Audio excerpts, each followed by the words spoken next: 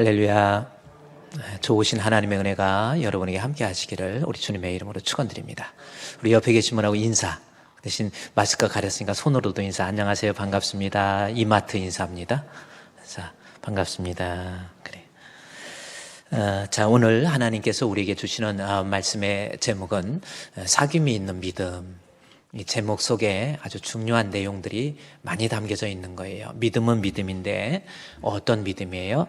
사귐이 있는 믿음이라고 하는 겁니다. 내가 과연 하나님 앞에 가지고 있는 이 믿음이 우리 주님과의 친밀한 사귐이 있는지 없는지 이것을 점검해보는 그러한 복된 시간. 그래서 사귐이 없는 거짓 신앙, 그러니까 관념론적으로 머릿속으로만 믿는 믿음, 이것은 구원 얻는 믿음이 아닙니다. 성도에게 제일 중요한 거 한번 생각해 보십시다. 내가 성도라고 한다면, 교회를 다니는 성도라고 한다면, 교인이라고 한다면 제일 중요한 게 뭐인 것 같습니까? 뭐가 제일 중요해요? 한번 생각해 보세요. 내가 교인이라고 한다면, 성도라고 한다면 성도에게 가장 중요한 거 믿음입니다. 그래서 요한복음 3장 16절 말씀해 보면 하나님이 세상을 이처럼 사랑하사 독생자를 주셨으니 이는 저를 믿는 자마다 멸망하지 않고 영생을 얻게 하려 하심이니라. 여기 나와 있죠. 하나님이 세상을 이처럼 사랑하사 독생자를 주셨으니 그랬어요. 믿으면 영생이라고 하는 거예요. 그래서 성도에게 제일 중요한 것은 믿음이라는 거예요. 66권의 성경 전체 다 요약한 말씀이 요한복음 3장 16절이잖아요. 결국 성경은 뭡니까? 예수 믿고 구원받는 거예요. 따라서 성도에게 제일 중요한 것은 바로 믿음이라고 하는 겁니다. 바울이 그래서 고린도 교회에다가 편지를 쓰면서요. 고린도 전서, 고린도 후서 두 번에 나누어서 바울이 편지를 쓰면서 그 편지의 내용을 보면 그 결론이 뭐냐면 그 고린도 전서와 후서의 결론은 고린도 후서 제일 마지막 장, 고린도 후서 13장에 나와 있습니다. 고린도후서 13장 5절 말씀에 보면 너희는 그랬어요. 믿음 안에 있는가? 너희 자신을 시험하고 너희 자신을 확증하라. 예수 그리스도께서 너희 안에 계신 줄을 너희가 스스로 알지 못하느냐? 그렇지 않으면 너희는 버림받은 자니라. 아주 중요한 말. 이게 고린도 전후서의 결론이에요. 결론이 뭡니까? 너희는 믿음 안에 있는가? 너희 자신을 시험해 보라는 거예요. 여러분 한번 시험해 보세요. 내가 진짜 믿음이 있는지. 고린도 교회는 어떤 교회에 있습니까? 예언도 있었고 방언도 있었고 능력 행함도 있었고요. 고린도 교회는 그야말로 교회 일이라고 한다면 열심으로 그래요. 모이기도 잘하고 열심으로 봉사도 잘하고 기도도 뜨겁게 하고 능력도 나타나고 그 대신 싸움도 뜨겁게 하고 이런 교회가 고린도 교회입니다. 그래서 교인들은 각각 자기들의 마음속에서 자부심이 있었어요. 나는 이 정도, 내가 하나님 얼마나 사랑하는데, 내가 얼마나 주를 위해서 열심히 일하는데 나는 능력도 있어, 방언도 있어, 예언도 있어, 이렇게 했어요. 그런데 결국 바울이 그 교회를 진단해 보니까 믿음이라고 하는 것이 없었다라는 겁니다. 그래서 너희는 믿음 안에 있는가? 너희 자신을 시험하라. 그 말씀이에요. 우리에게 주시는 말씀입니다. 우리가 교회를 다니고 10년, 20년 다녔지요. 또 교회에서 봉사도 하지요. 열심으로 성가대도 하고 또 교사도 하고 또 각 전도를 통해서 봉사도 하고 또 그렇습니다. 그러나 정말 중요한 거. 그래서 시간이 감에 따라서 집사도 되고 안수 집사도 되고 또 장로도 되고 또 때로는 목사도 되고 이래요. 그런데 정말 중요한 거 너희 안에 믿음이 있는지, 말씀 지우지 마시고 너희 안에 믿음이 있는지 너희 자신을 시험하라는 거예요. 진짜 내가 믿음이 있는가라는 겁니다. 이 말을 바꿔 얘기하면 믿음이 없이도 주의 일 할 수 있어요. 여러분, 믿음이 없이도 내가 예배 드릴 수 있고요. 믿음이 없이도 봉사할 수 있고 믿음이 없이도 헌금도 할 수 있어요. 그래서 고린도 교회가 안 그렇습니까? 얼마나 일을 많이 했고 그러나 믿음이라는 것이 없었다라는 겁니다. 우리 주품교회 성도들 하나님이 인정하는 믿음. 그런데 고린도 교인들은 각각 자기 스스로가 믿음이 있는 줄 알았기 때문에 너희는 믿음 안에 있는가? 너희 자신 스스로 시험해 보라고 그랬어요. 그러면서 믿음이라는 것은 무엇인가를 설명을 해줍니다. 도대체 믿음이 뭡니까? 본문의 말씀에 너희는 믿음이 있는가? 너희 자신을 시험하고 너희 자신이 확고한 믿음 가운데 거할 수 있도록 하라. 이렇게 얘기하면서 믿음이라는 게 뭐예요? 예수 그리스도께서 너희 안에 계신 것을 내가 알아가는 거예요. 그러니까 믿음은 예수님이 우리 안에 계시는 거예요.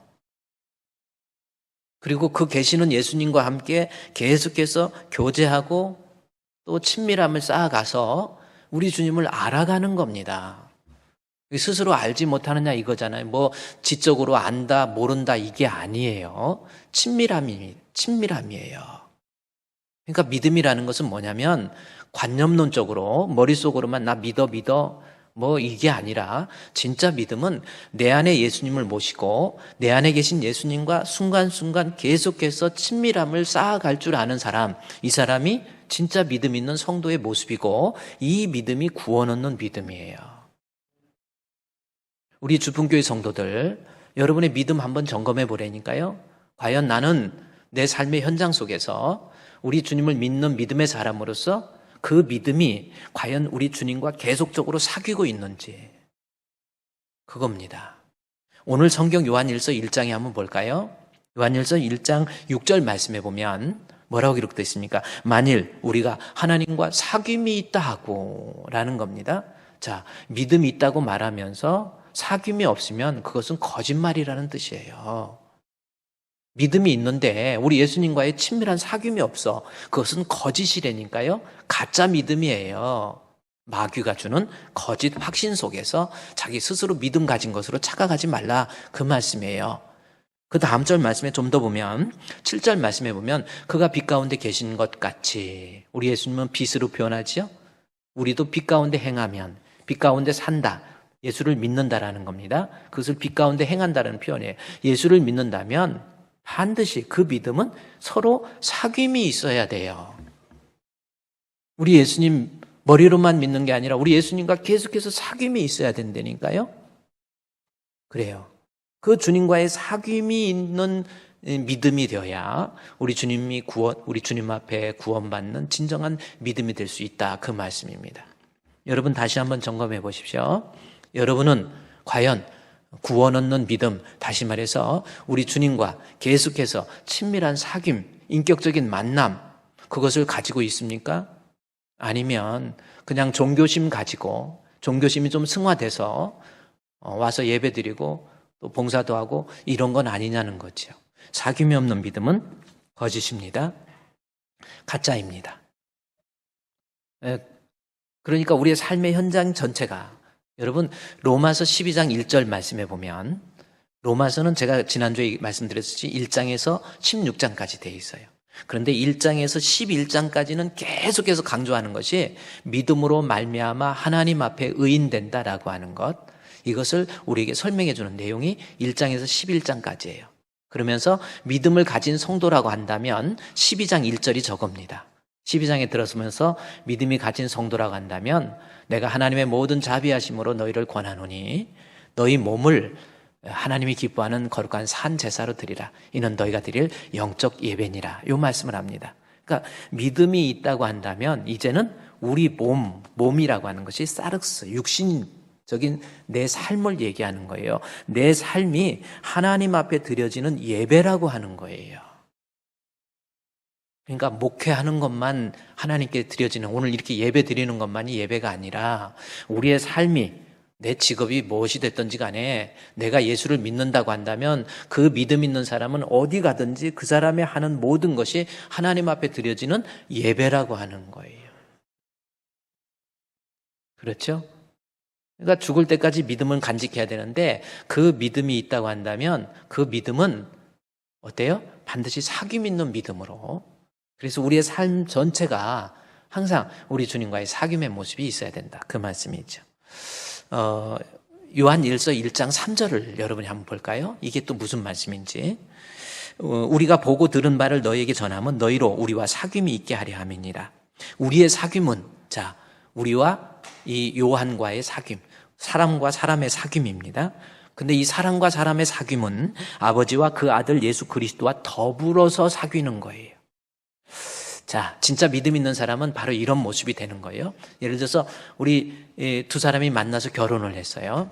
부부가 아무 말도 안 하고 사는 거, 그거는 진짜 가정이 아니잖아요. 서로 교제하고 부부가 대화도 하고 그게 사귀는 거예요. 부부가 사는 모습 자체가 하나님 앞에 예배예요. 근데 예배 이 사귐은 두 사람만 사귀는 것이 아니라 우리와 그 아들 예수 그리스도와 더불어서 사귀는 거예요. 그래서 예수 믿는 사람은 이 사귐이라고 하는 것이 부부가 같이 대화를 할 때, 이야기를 할 때도 그 남편 뒤에, 남편 옆에 우리 예수님이 같이 보이는 거예요. 아내와 함께 같이 생활을 하면서도 아내 옆에 우리 예수님이 보이는 거예요. 그게 진짜 사귐이 되는 거고, 그 사귐이 믿음 있는 성도의 삶이 되는 거예요. 그래요. 그러니 남편의 입장에서는 언제나 내가 이 아내를 대할 때도 내 모습 속에서 우리 예수님의 모습이 보여야, 그게 물론 어렵겠지만 그래도 희미하게는 보여야 돼요. 제가 언젠가 우리 성남에 있는 교회에 있는 어떤 성도가 간증을 했잖아요. 우리 딸아이가 자꾸 말 안 듣고 곁길로 가고 딴 길로 가고, 아유 얘가 왜 그러지 해가지고 그래야 학생인데도 머리에 막 이상하게 조금 물들인 거 말고 막 이상하게 총천연색으로 물들이고 다니고, 학교도 제대로 안 가고 밤에 늦게 들어오고. 그래서 아버지가 장로님이신데 화가 나가지고 너 앞으로 오늘부터 밤에 10시 넘어서 들어오면 나한테 혼날 거라고 그랬는데, 나가면서 그런가 보다 해서 10시까지 들어오나 안 들어오나 그랬는데, 시간이 가가지고 8시부터 기다리는 거예요. 아버지가 얘가 내 말을 듣나 안 듣나. 8시, 9시 됐는데도 아는 기척이 없어요. 10시가 되어오니까 아버지도 가슴이 두근두근한 거예요. 이것이 들어올 것인지 말 것인지, 총천연색이 들어올 건지 말 건지. 10시가 되니까 안 들어오는 거예요. 10분 돼도 안 들어와요. 20분 돼도 안 들어와요. 11시가 돼도 안 들어와요. 12시 가까이 되니까 밖에서 현관문 찍찍찍찍 누르는 소리가 들리는 거예요. 아버지가 소파에서 앉아서 기다리고 있다가 기다렸다는 듯이 문 앞에 나가가지고 들어오자마자 애를 뺨을 때리면서 너 내 말이 우습게 하려? 그 딸아이가 울면서 아버지 얼굴을 샅샅이 쳐다보더니, 아버지, 나는 아버지 얼굴에서 예수님의 모습을 한 번도 본 적이 없어요. 장로님 사표 내세요. 그리고 지방으로 가버린 거예요. 아버지가 충격을 받았죠. 교회에서 장로님인데 아버지 얼굴에서 예수님의 모습을 한 번도 본 적이 없다고 그러니, 방에 들어가서 서로 각자의 방에 들어가서 하나님 앞에 기도하면서 아버지가 기도하는데 눈물이 그렇게 나더래요. 그래, 내가 예수 믿는 사람, 그것도 교회 장로까지 됐는데 내 모습 속에서 우리 딸아이의 마음 속에서 한 번도 예수님을 비춰주지 못했구나. 마음이 자기 자신이 회개가 되더래요. 눈물을 흘리고 눈물 닦고 아이 방에 들어가서, 아이 입장에서는 이제 올 것이 왔구나. 저 아버지 불같은 성격, 이제 올 것이 왔구나. 그래갖고 또 맞을 준비를 하고 있는데, 들어오자마자 아버지가 그 딸 앞에 무릎을 꿇고 딸아이 손을 꽉 잡고, 미안하다. 내가 너한테 한 번도 아버지 모습 속에서 예수님의 얼굴을 보여주지 못했구나. 미안하다. 그래서 딸도 울고 아버지도 울고, 그래서 잘 되었다는 전설이 있어요. 우리의 사귐은, 여러분 한번 생각해 보세요. 4절에 3절 말씀에 우리의 사귐은, 요한일서 1장 3절이죠. 우리의 사귐은 뭐라고 그랬어요? 우리의 사귐은 아버지와 그 아들 예수 그리스도와 더불어서 누리는 거예요. 그래요. 진짜 신앙은 그래요. 성도들끼리도 마찬가지예요. 성도들이 같이 만나면서 해야지. 뭘 잘했다고 그렇게 고집 피우고, 잘못됐으면요, 잘못됐다고 구할 수 있는, 그게 진짜 예수가 있는 사람의 모습이에요. 여러분 그런 거 아닙니까?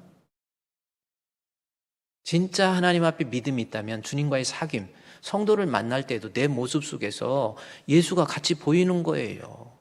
무슨 맨날 화만 내고 짜증만 내고 막 죽이겠다고 달려들고, 그게 무슨 신앙이에요. 여러분, 사귐이 없는 믿음은 거짓이라니까요. 성도끼리 만날 권사님 얼굴을 보면 예수님의 모습이 보이는 거예요. 또 집사님, 장로님 얼굴을 보면 예수님의 모습이 보이는 거예요. 우리 그런 교회 만들어 봅시다. 정말 하나님이 인정하는 정직한 신앙은 반드시 우리 주 예수 그리스도와 더불어서 내 삶의 현장 곳곳에서 우리 주님의 모습이 나타나고, 그래서 우리의 사귐이 기쁨이 충만. 보세요. 3절에서 우리의 사귐은 아버지와 그 아들 예수 그리스도와 더불어서 사귀다 보니까 4절에 우리의 기쁨이 우리가 이것을 쓰면 우리의 기쁨이 충만해지는 거예요. 그 만남에 행복이 있고 그 만남에 기쁨이 있는 거 아닙니까? 여러분 앞으로 이제 코로나도 어느 정도 이제 이겨낼 수 있을 거예요. 이제 뭐 돌파 감염이 돼도 제가 그랬잖아요. 돌파 감염이 돼도 거의 기저질환은 없으면 그냥 넘어갑니다. 그리고 이제 또 약 나오면 그냥 약 먹으면 돼. 감기보다도 못한 코로나가 될 것 같아요. 이제 코로나도 금방 떠나요. 코로나 19라고 해갖고 안 떠났다고 해요. 왜 19라고 그랬는지 모르겠어요. 하긴 2019년도에 발생해서 19라고 그랬겠죠.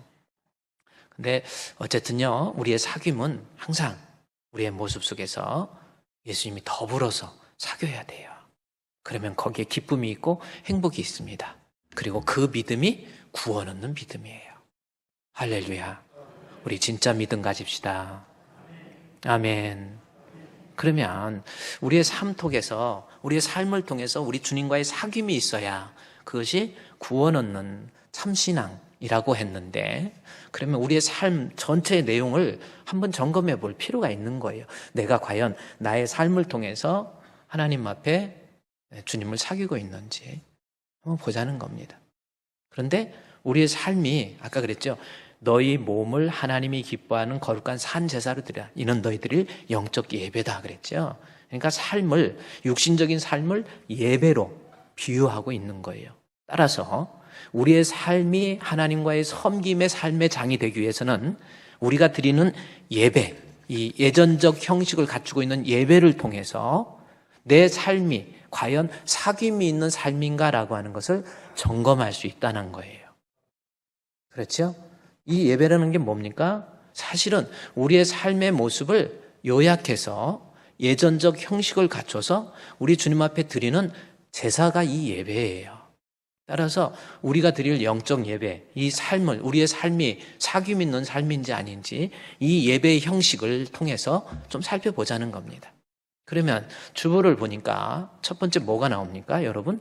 이제 한번 내가 정말 우리의 삶의 현장 속에서 사귀고 있는지 예전적 형식을 갖추고 있는 주보를 한번 보세요. 첫 번째 뭐가 나와요? 묵도라고 하는 것이죠. 묵도라고 하는 거. 이런 묵도를 통해서, 그럼 우리의 삶의 현장에 묵도가 여러분에게 정말 있는지, 그리고 그 묵도를 통해서 주님과 사귐이 있는지 한번 점검해 봐야 됩니다. 그러면 묵도라는 게 무슨 뜻이에요? 묵도는 묵상 기도하는 거예요. 묵념하고 틀린 겁니다.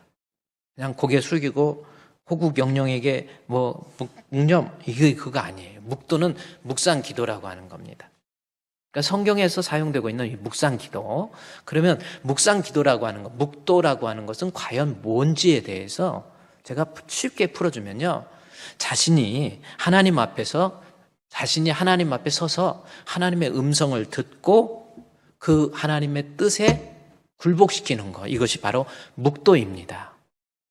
그러니까 우리의 삶의 현장 속에서 무슨 일을 하든지, 무슨 일을 내가 하든지 하나님 앞에 내 자신이 서서 하나님의 뜻을, 하나님의 음성을 듣고 하나님의 뜻에 내 자신을 굴복시키는 것, 이것이 묵도라고 하는 거예요.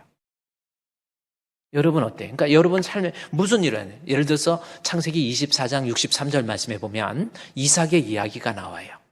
이삭의 내용이 뭡니까? 이삭이 결혼을 40세 되도록 결혼하지 않습니다. 그래서 이삭이 결혼하지 않는데 옆에 아브라함이 얼마나 속이 타겠어요. 그래서 아버지 아브라함이 자꾸 이삭으로 하여금 결혼하라고 그럽니다. 그때 이삭이 창세기 24장 63절 말씀에서 어떻게 합니까? 이삭이 저물 때에 들에 나가서 묵상 기도가 나와요, 여기. 결혼이라고 하는 것, 큰 일을 앞두고 하나님 앞에 자신이 이삭이 쓴 거예요. 아버지가 말을 하는 거, 이런 거 저런 거, 내 생각, 내가 지금까지 생각해 왔던 것, 이런 거 다 내려놓고 주여, 하나님께서 이 결혼을 어떻게 생각하십니까? 라고 하나님 앞에 물어보고 하나님 앞에 하나님의 뜻에 그래, 나는 결혼하기 싫어도 결혼하겠습니다 해서 굴복시켜서 리브가라는 아내와 결혼을 하게 되는 거예요. 그러니까 우리의 삶의 현장 속에서 하나님의 음성에 내 뜻을 맞춰가는 것. 그래서 제가 이 묵상이라고 하는 것을 무엇으로 한번 요약할 수 있을까 하다가 문득 이 기타를 이렇게 음악을 하는 사람들이 기타를 칠 때요. 기타를 이게 놔두고 다시 칠 때 약간 튜닝을 합니다. 그렇죠? 조율이라고 하는 거. 조율을 해요. 기타를 이렇게 치면서 이렇게 조율을 합니다. 그래서 이 음이 줄이 너무 느슨해지지는 않았는지, 너무 꽉 조여 있지는 않은지 그 소리를 조율을 해요. 그러니까 이 원래의 기본 음에 느슨해진 이 기타의 현, 줄을 다시금 기본 음에 맞춰가는 거. 내 자신의 이 늘어진 현, 우리 자신의 늘어진 현을 하나님의 기본 음에 맞출 줄 아는 거, 맞춰가는 거, 이것이 묵도예요. 여러분 어떻습니까? 그래서 오케스트라 같은 데 보면 음악회 가잖아요. 음악회 가면은 우리 많은 뭐 바이올린, 첼로, 뭐 비올라, 뭐 더블 베이스 뭐 여러 가지인데 음악회 한 10분 전에 15분 전에 들어가 보면요. 막 온갖 끼 막 소리가 막 나요. 음악회를 한 번도 안 가보셔서 몰라요? 막 소리가 납니다. 그거 뭐 하는 거예요? 튜닝하는 거예요. 조율하는 겁니다. 이 소리가 원래의 기본 음에 얘가 나야 될 소리인지 아닌지 거기에 이걸 조율을 해가는 거. 그러는 거예요. 우리가 인생을 살아가면서 내 뜻, 내 생각을 내려놓고 하나님 앞에서 무엇을 하든지 무슨 행동을 하든지 이것이 하나님의 뜻에서 벗어나지는 않는데 너무 늘어진 혀는 아닌지 내 자신이 너무 늘어져가지고 게으러져가지고 나태해지고 이런 거 아닌지 점검해 보는 거예요. 코로나로 인해서 내 현이 너무 늘어나 있지 않습니까? 기도해야 될 사람이 기도하지 않고 봉사해야 될 사람이 봉사하지 않고 우리 성가대도 이제 다시 시작하면요 자신이 지금까지 성가대 했다가도 그냥 늘어져 버리는 거야. 그래 하기도 싫고 이제 안 하는 거예요. 교사든 뭐든 여전도에 남전도에 구역이든 뭐든 너무 늘어진 현을 이제는 하나님 앞에 내 자신이 서서 내 이 늘어진 피곤한 손과 연약한 무릎을 이렇게 세우는 거예요. 현을 하나님의 기본음에 맞출 줄 아는 거예요. 너무 또 내 자신의 현이 너무 탱탱해지지는 않았습니까? 탱탱해지면 어때요? 사람이 급해지고 자꾸 공격적이고 자꾸 싸우려고 하고 자꾸 용납하지 못하고 막 끽끽 소리 내는 거예요. 너무 타이트한 이 현도 이 하나님의 기본음에 맞춰가는 거. 그러한 삶을 살아가고 있는 사람이 하나님과의 사귐이 있는 성도의 모습이에요. 여러분 어때요? 조율이 묵상입니다. 따라합시다. 조율이 묵상이다. 네. 조율하는 거예요. 하나님의 기본음에 내 자신의 현을 조율하세요. 그리고 주님의 뜻에 내 자신을 굴복시키는 것. 이것이 바로 묵상이라고 하는 내 삶의 현장 속에서 있어야 될 하나님과의 사귐입니다. 또 하나 볼까요? 기왕 우리의 삶을 예배라고 그랬는데 예전적 형식을 갖추고 있는 주보에서 보니까 묵도가 나오고 그 다음에 뭐가 나옵니까? 성시가 나오죠. 뭐 성시가 나오고 그 다음에 간구 나오고 찬송 나오고 그 다음에 성시 교독이 있습니다. 그럼 성시가 뭔지 우리의 이 예전적 형식을 갖추고 있는 성시가 나오는데 이 성시가 있는 목적이 뭐고 우리의 삶의 현장 속에서 성시라고 하는 것이 뭔가라고 하는 겁니다. 여러분 성시는 문자 그대로 하나님의 말씀을 시적으로 표현한 거예요. 특별히 이 예배 시간에 성시 혹은 성시 교독을 했잖아요. 그러면 이것은 어떤 의미입니까? 예배 시간에 성시 교독을 했다라는 것은 뭐예요? 여러분 예배 시간에 제가 이제 성시 교독을 하기도 하고 성시를 낭독하고 교독하고 그런데 이 성시라고 하는 것은 성경에서 욥기, 시편, 잠언, 전도, 아가 이 5권의 책을 시서 및 지혜서라고 이야기를 합니다.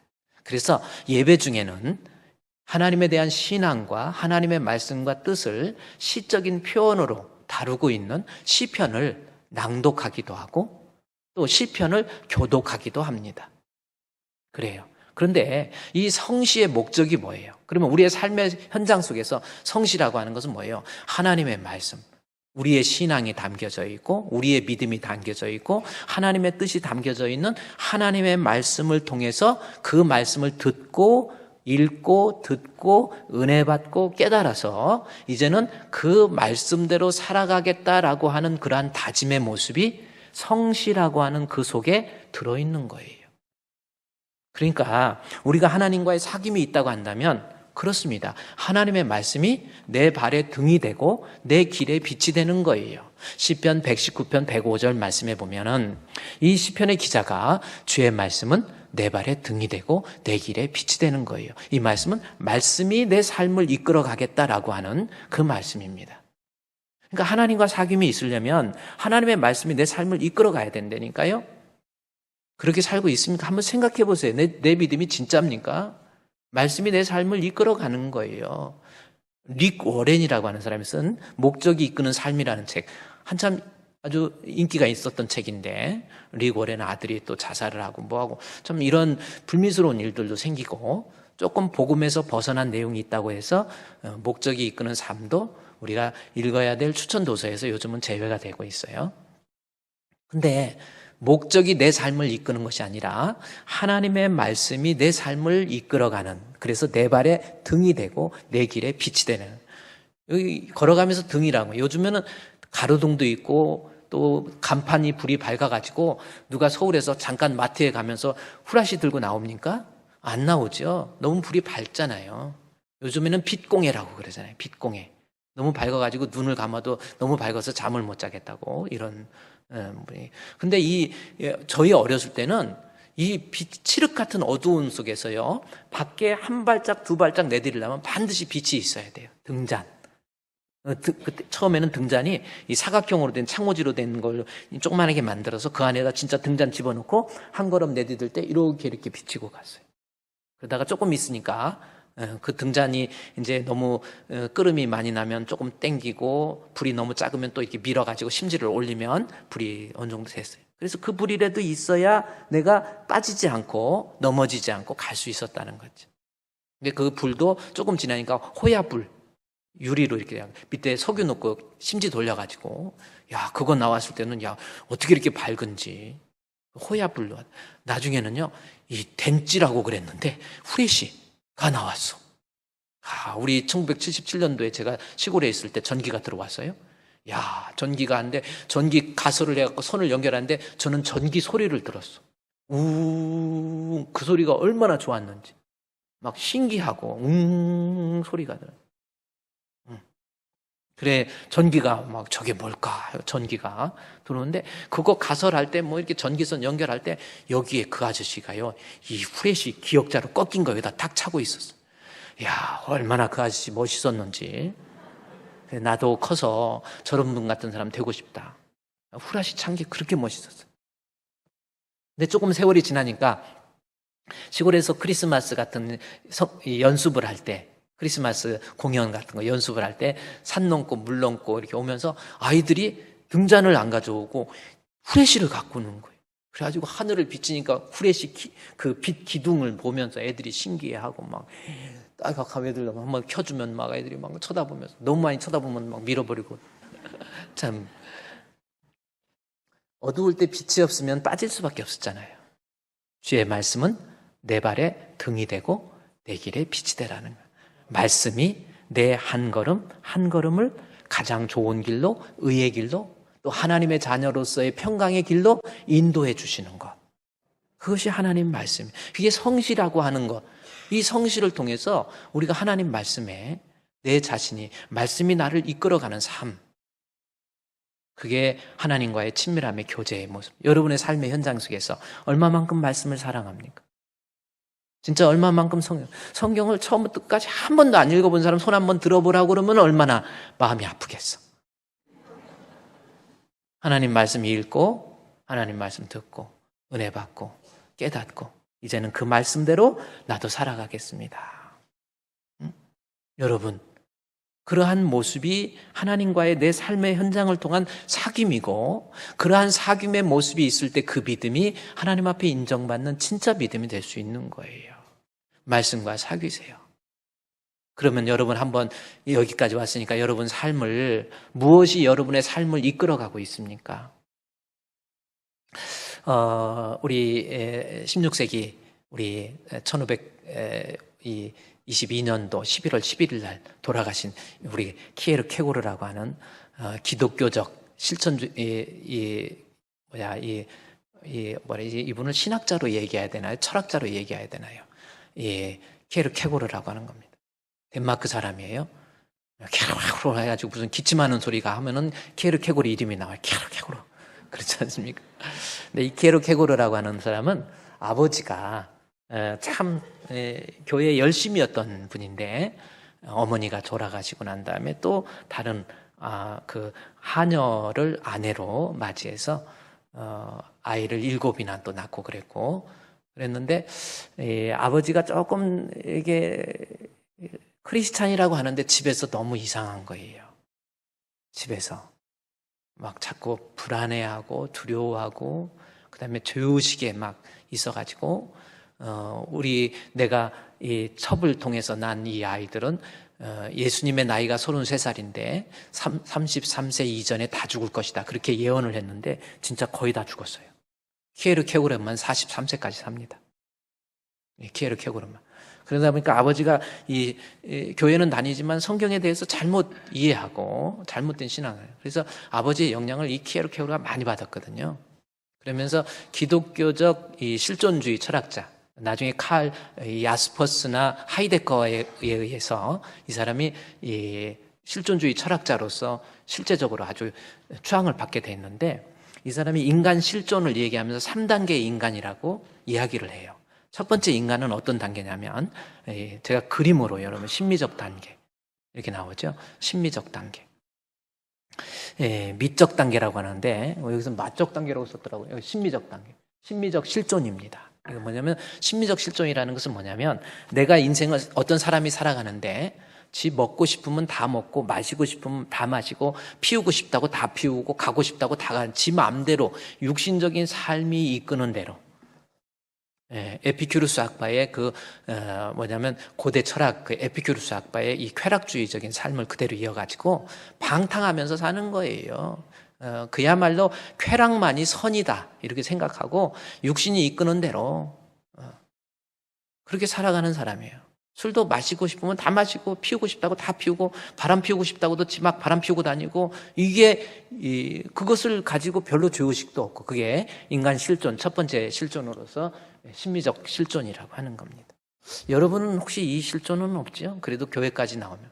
두 번째 단계의 실존은 뭐냐면 윤리적 실존입니다. 윤리와 도덕. 사람이 그러면 안 되지. 도덕은 뭡니까? 인간이 가야 될 바른 길, 도덕이잖아요. 그래서 그러면 안 되지. 그래서 이제 도덕과 윤리가 내 삶을 이끄는 거예요. 하나는 육신적인 어떤 쾌락이 내 삶을 이끄는 거고, 이제는 도덕과 윤리가 내 삶을 이끄는 거. 그 다음에 세 번째, 마지막 단계는 어떤 단계냐면요, 영적인 단계. 우리 여기에서는 종교적 실존이라고 얘기하는데, 거기에 보면 스피리추얼한, 영적인 그러한 단계. 다시 말해서 영성 있는 그 영성이 내 삶을 이끌어가는 거예요. 영성이라는 말을 제가 종종 하는데, 여러분 영성이 뭔지 아세요? 따라합시다. 영성신학. 그럼 영성이 뭡니까? 쉽게 정의를 한다면 영성이라는 것은 영을 생각하세요. 하나님 앞에 나는 제로예요. 하나님이 100입니다. 내 자신의 내 뜻이 시간이 가면서 영성이 깊어지면 그래요.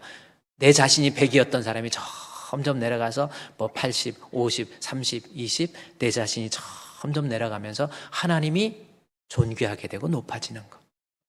이게 영성이라고 하는 겁니다. 영적인 실존은 뭐예요? 우리 하나님의 뜻이 내 자신의 삶을 이끌어가는 거예요. 우리 하나님의 말씀이 내 삶을 이끌어가는 거. 이게 인간이 추구해야 될, 지향해야 될 가장 세 번째 실존주의, 키에르케고르가 이야기했던 인간의 실존 세 번째 단계입니다. 여러분은 어떻게 살아갑니까? 무엇이 이끌어가고 있습니까? 하나님의 말씀을 읽고 듣고 깨닫고 은혜 받아서 그 말씀이 내 삶을 이끌어가야 돼요. 아멘. 할렐루야. 그래야 그 사람이 하나님과 사귐이 있는 성도의 모습이 될 수 있다라는 거죠.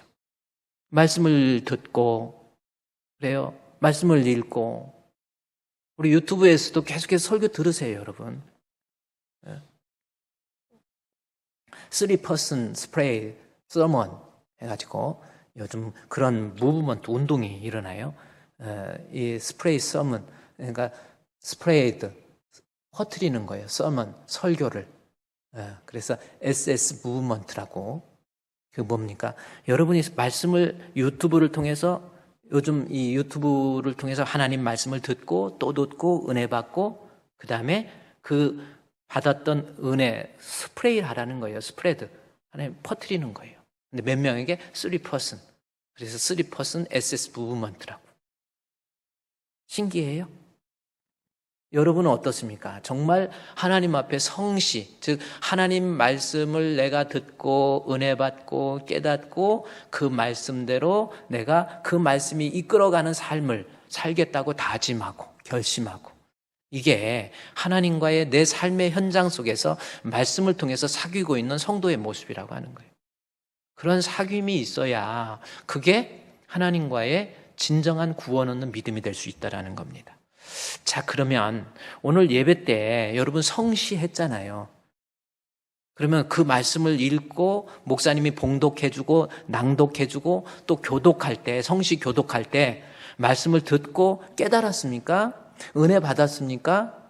어때요? 예배 시간에 그냥 성시하면, 그럼 오늘 목사님께서 사회를 보면서 예배를 주관하면서 했던 성시의 내용은 아세요? 모르지요? 깊이 회개하세요. 그냥 읽어드리는 게 아니에요. 그 말씀을 통해서 내가 깨닫고 은혜 받고, 그리고 그 말씀이 내 삶을 이끌어가는 그러한 영적인 단계의 실존을 좀 가져봐라 라고 하는 의미라는 거예요. 그러면 예를 들어서 오늘 제가 성시했던 그 구절이 어디냐면, 여러분이 성경 한번 찾아보세요. 시편 33편입니다. 시편 34편에 있는 말씀이에요. 시편 34편 6절, 7절, 8절 말씀을 제가 예배를 드리면서 성시할 때 읽어드렸어요. 읽어드릴 때 여러분은 그 말씀을 듣고 깨닫고 은혜 받고, 그래 나도 이 말씀대로 살아야지, 그래야 됩니다. 제가 아까 이 성시 오늘 34편 6절 말씀에 이 곤고한 자가 부르짖음에 여호와께서 들으시고 그 모든 환난에서 구원하셨도다. 여호와의 천사가 주를 경외하는 자를 둘러 진쳐주시고 그들을 건지시는도다. 제가 이렇게 성시를 낭독을 했어요. 그러면 여러분 이 말씀을 통해서 과연 듣고 깨닫고 은혜 받았습니까? 아무런 생각이 없었어요? 그러면 여러분 예배를 통한 사귐이 여러분의 삶에 없었던 거예요.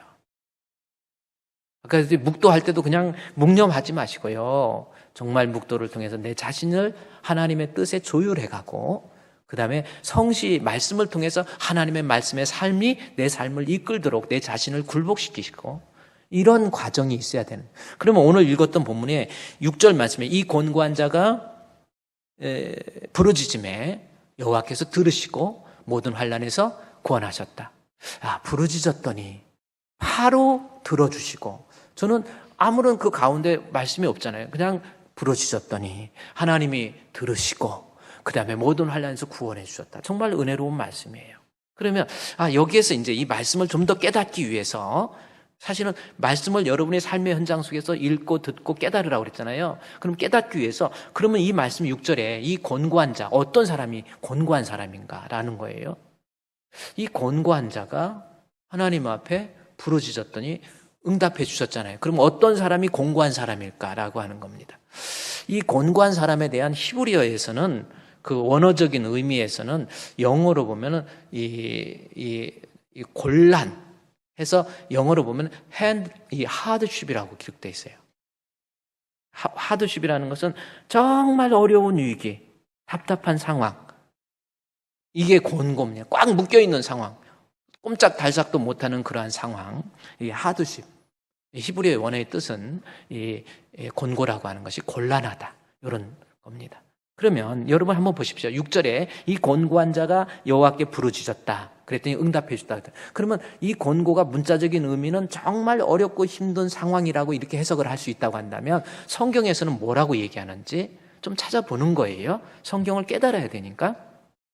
그러면 예를 들어서 34편 2절 말씀에 보면 내 영혼이 여호와를 자랑하리니 자랑하리니 곤고한 자들이 이를 듣고 기뻐한다.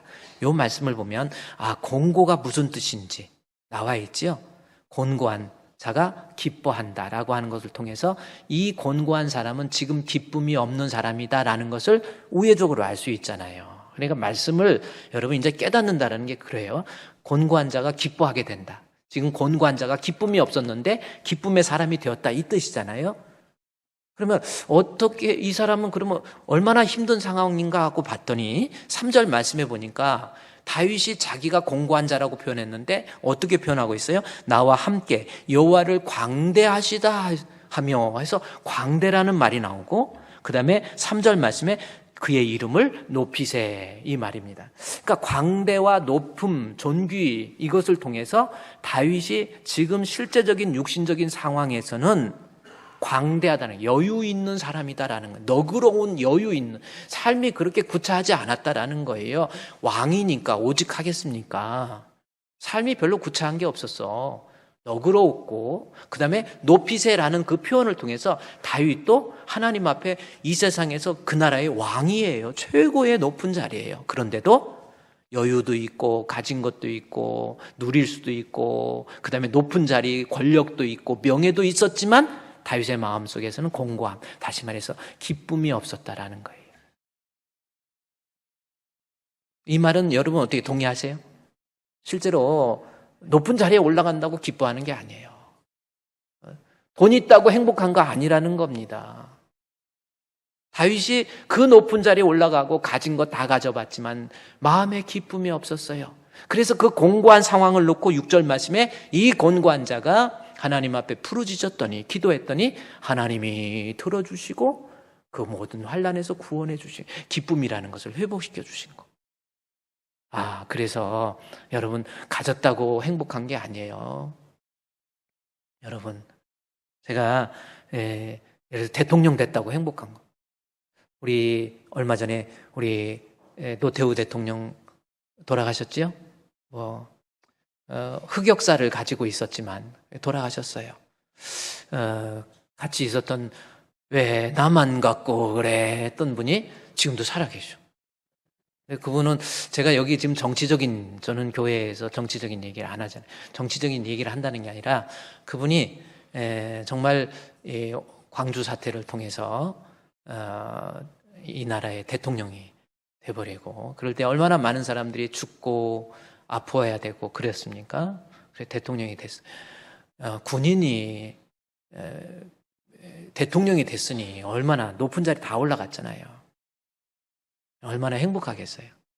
그런데 그 아들이 교도소에 전재용이라고 하는 아들이 교도소에 들어가가지고 옥고를 치르면서 정말 억울하고 힘들어했을 때 우리 목사님 한 분이 와서 계속적으로 복음을 전해주고 그 다음에 교회에서 와서 옆에 있는 죄수들을 위로하기 위해서 찬송을 부르고 그러는데 찬송을 듣다가 그 전재국 씨 마음에 깨달음이 온 거예요. 은혜가 된 거예요.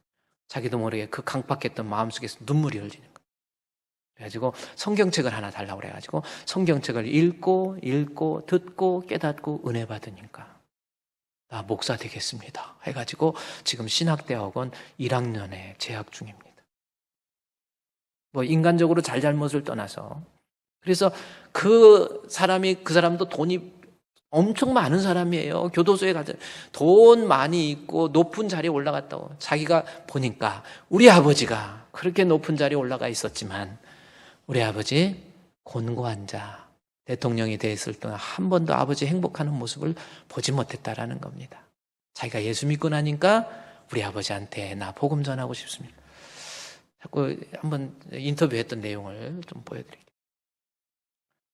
지금은 이때는 그래도 좀 저기 때인데 지금은 또 암 걸려가지고 더 그래서 이런 상황인데 아들 그 전재국이라고 하는 아들이 예수 믿고 난 다음에 첫 번째 기도 제목이 부모님의 구원이래요. 그래서 우리 부모님 대통령 씨와 이순자 씨 구원을 위해서 기도하고 내가 섬기는 그랬더니 또 이분이 백담사에서 다니다가 또 교회를 가겠다고.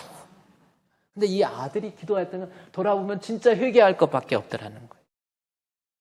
그래서 제가 말씀드리는 거는요, 대통령 됐다고 뭐 부귀와 명예 또 영화를 다 누린다고 절대로 행복한 게 아니에요.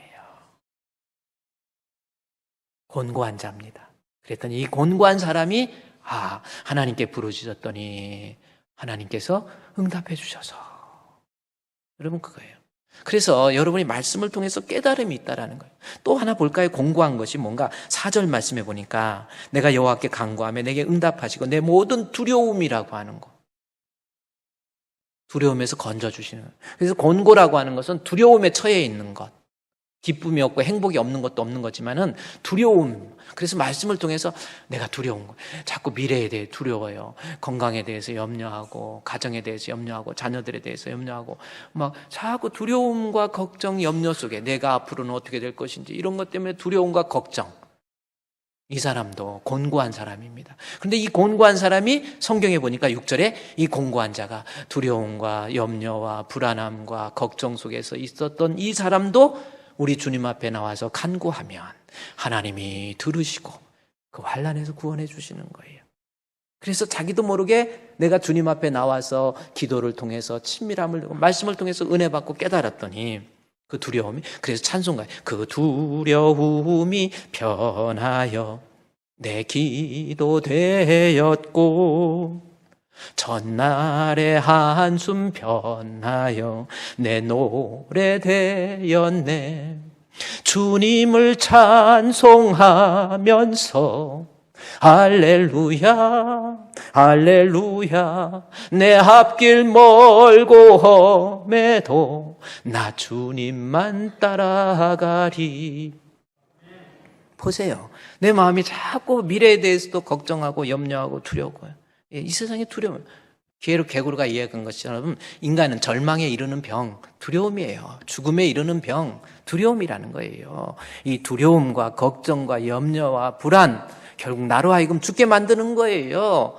그런데 이게 곤고한 사람인데 이 사람이 하나님 앞에 주여 와서 부르짖고 기도했더니 이제 깨달은 거.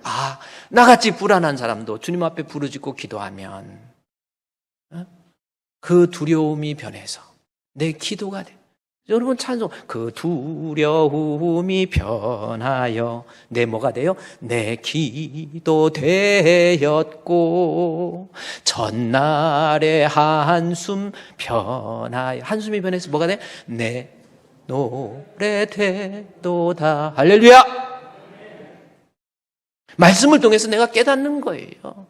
또 그뿐입니까? 또 하나 봤더니요, 하나님 앞에 이 물질적으로 너무 어려워. 지금 부족해. 그래서 9절 말씀해 보니까 이 시편 34편 9절에 너희 성도들아 곤고한 자가 어떤 자인가 봤더니 여호와를 경외하라. 그를 경외한 자는 부족함이 없다 해서 부족이라는 단어를 통해서 곤고를 설명하고 있는 거예요.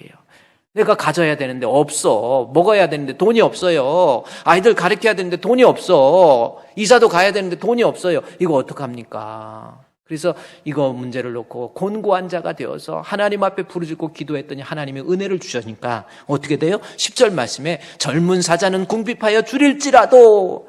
젊은 사자가 어떻게 줄여요? 젊은 사자는 힘이 있어요. 발톱이 있습니다. 이빨이 있습니다. 엄청나게 달리는 순발력이 있어요. 웬만한 거 다 잡아먹을 수 있어요. 그런데 하나님 앞에 내가 가진 것 없고 먹을 것 없고 입을 것 없고 정말 물질적으로 공고함에 처해 있을 때에 하나님 앞에 부르짖고 기도했더니 젊은 사자는 혹시 그럴 리 없지만 궁핍한다 할지라도 여호와를 찾는 자에게는 모든 좋은 것에 부족함이 없으리로다. 할렐루야. 그래서 이 곤고한 자가 여호와께 그 말씀을 통해서 깨달은 거예요. 내가 불안하고 내가 행복이 없었고 내가 불안하고 물질적으로 그러한 상황 속에서 주님 앞에 나와서 주여 주여 하나님 앞에 기도했더니 하나님이 나를 들어주시고 험한 시험 물속에서 나를 건져주시고 노한 풍랑 지나도록 나를 숨겨주소서. 하나님 나를 건져주시는 거예요. 그것을 깨닫고, 그러니까 하나님 말씀을 듣고 깨닫고 은혜 받아서 이제는 그 말씀이 내 삶을 이끄는 거예요. 다윗이 어떻게 이끌어갑니까? 오늘 본문 6절 말씀에서 보십시오. 내가 곤고한 때 하나님 앞에 부르짖었더니 하나님이 관란에서 구원해 주셨죠. 그것을 깨달았어요. 그 다음에 7절 말씀에 뭐라고 그럽니까? 여호와의 천사가 주를 경외한 자를 둘러진쳐 주시고 그들을 건지시는도다. 이 말씀이에요. 여기에서 뭐예요? 하나님 이제 알겠습니다. 공고한 자를 건져주시는 하나님 이제 알겠습니다. 말씀을 깨닫고 난 다음에 하나님 나도 하나님 경외하면서 살겠습니다. 이거예요. 이것을 다짐하는, 이게 성시, 즉 말씀이 내 삶을 이끌어가는 이러한 모습이에요. 말씀을 읽고 듣고 은혜 받고 깨달아서 이 말씀 붙잡고 살아가는 거예요. 나도 이제는 하나님 경외가 뭡니까? 내가 말씀대로 살지 못하면 어떡하지? 내가 신앙에서 이탈하면 어떡하지? 이제부터 주님 말씀대로 살겠습니다. 하나님을 귀하게 여기겠습니다. 믿음을 귀하게 여기겠습니다. 신앙을 귀하게 여기겠습니다. 하나님 주님 말씀대로 내가 살아가겠습니다. 라고 하는 것을 다짐하는 것이 경외라고 하는 겁니다. 경외했더니 하나님이 나를 둘러진쳐 주세요. 둘러진쳐 주시나. 여러분, 저는 전투경찰 출신이에요. 데모도 정말, 특히 아까 오늘 우리 전시 아저씨 저분 때 이 대학 생활을 하면서 데모 막아야 돼. 하고 막 이거 다 있고요. 방독면 쓰고 여름에 앞이 안 보여. 김 서려가지고 아무것도 몰라요. 막 돌 날라오죠. 화염병 날라오죠. 이거 막 방패 들고 있죠. 뒤에 경찰이 진압복 입고 도망가면 얼마나 우습습니까? 절대 못 도망갑니다. 뒤에서 고참들이 앞에 딱 세워놓고 고참이 이 손으로 불 끄는 거 소화기 있어요. 그거 딱 들고 뒤에서 딱 버티고 있어요. 이렇게 도망가면 넌 죽어. 가지고 막 그래가지고 충성 그러면 앞으로 한 발 나가야 돼. 용감, 충성, 용감, 충성, 용감 하면서 밀어붙여야 돼요. 그러면 또 아줌마들 어떤 아줌마는 막 붙어있던 코를 자르려고 그러고 막 아줌마들이 데모한다 그러면 진짜 무서워. 이제 너무 그런데 방패가 있으니까 막 불이 날라와도 이 방패로 딱 막고 있으면은 웬만큼. 근데요, 이 전투 경찰이 갖고 있는 방패는 앞에만 막어.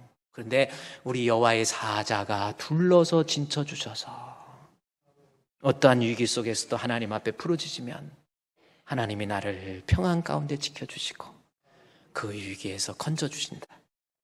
그래서 여러분, 오늘 이 성시라고 하는 건, 말씀 교독이라고 하는 건 결국 말씀을 통해서 은혜 받으라는 거예요. 우리의 삶이 말씀을 통해서 깨달음을 가지라는 거예요. 깨닫고 그 말씀대로, 그 말씀이 내 삶을 이끄는 거. 이것이 하나님과 사귐 있는 성도의 모습입니다. 오늘은 성시까지 말씀드렸어요.